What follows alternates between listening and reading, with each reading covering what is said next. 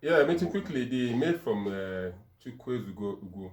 The presidency owes us a duty to inform us because he's a public servant. We have hired him as one of the presidential candidates to say during the last election, I want you to hire me. So we hired him to be our leader, so he owes us a duty to inform us at every point in time. Even if he's, except if he's going to toilet, but he should tell us. But you know, tooth is very painful at that age, and he will need a lot of time to rest. But I'm not justifying his staying there to have treatment, because the same government that where persons are saying they want to make doctors stay back in Nigeria for 5 years and practice, and yet we don't have qualified dentists to take care of our president. It's a big question. Maybe the Tinubu government will address the issue of medical tourism and others. You said, well, say it again. Well, the last part. I said we hope that the incoming government yes.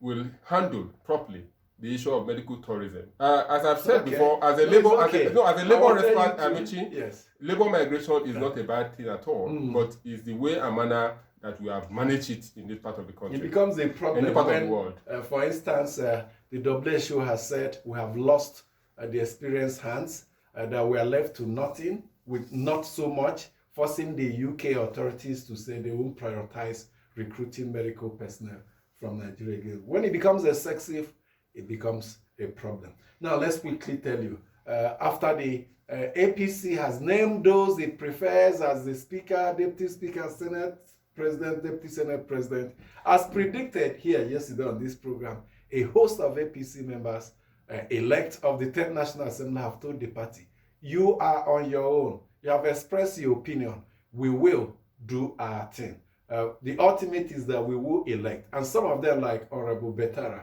some of them, like Senator Ojuzo Kalu, have not just announced their intention, they have gone to organize ceremonies, Ojuzo Kalu, for instance, writing to members of the National Working Committee and all members elected. Yeah, we said that yesterday. Betara also doing his own flag off of campaign in Abuja yesterday. We are principal officers of the Ninth House of Representatives. They said that was the choice of the Tinubu yesterday. You know, we discussed it here. Choice of the party. It was but Felix Moka, the public Tinubu didn't say anything. It was the APC National Working Committee that the same Felix Moka, the public secretary of APC, is saying that the choice of Akpabio is not cast on stone, and it's simple because of the probe of the NDDC issue that Lawan is bringing up. It tells you that Akpabio will be trading on or climbing on tight ropes. You know what it is to walk on the tight ropes. There's valley here, there's valley here. You don't know which way to fall to. So Lawan bringing up the issue of 1.4 trillion NDDC money used before approval. Without approval is a question. There a way of... But the federal government of Nigeria Ways and Means 23 trillion have been used without approval. Betara and Co. and Doguwa, who are these? The deputy speaker was saying that we were with Betara yesterday. They were pointing accusing fingers at the current speaker, Femi Gbajabiamila, as the one that is doing the matching, that is pulling the strings. You want doctor the rules of the house? No, not doctor. Insisting that the party should name preferred candidate. They're not even talking about Tinubu. They're talking of Femi Gbajabiamila, the speaker. I mean, we're beginning to see new things. I'm not sure we've had a situation where an aspirant for position of speaker or senate president will flag off campaign and will also write. Is it a flag off? It's more of a declaration.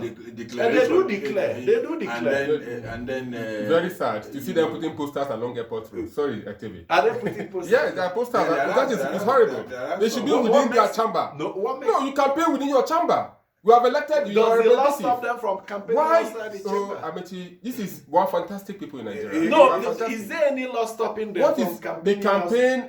Other persons are reaching out, visiting traditional rulers, religious leaders. I contested the SUG. Tefe was the SUG president.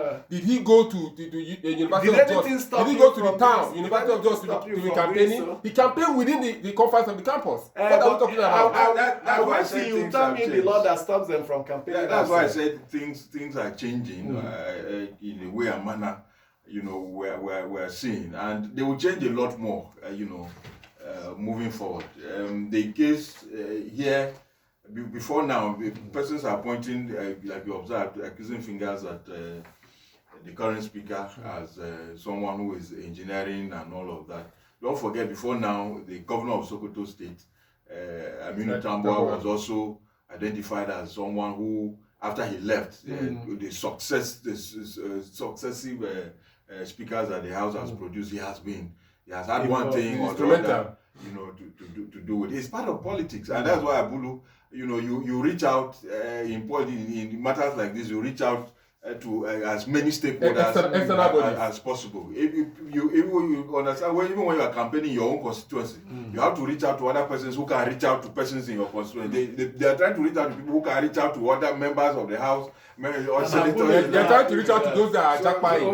For putting posters along airport road. To go now. Thank you, gentlemen. When we come back tomorrow, we'll tell you what is happening. Yeah, I think we should take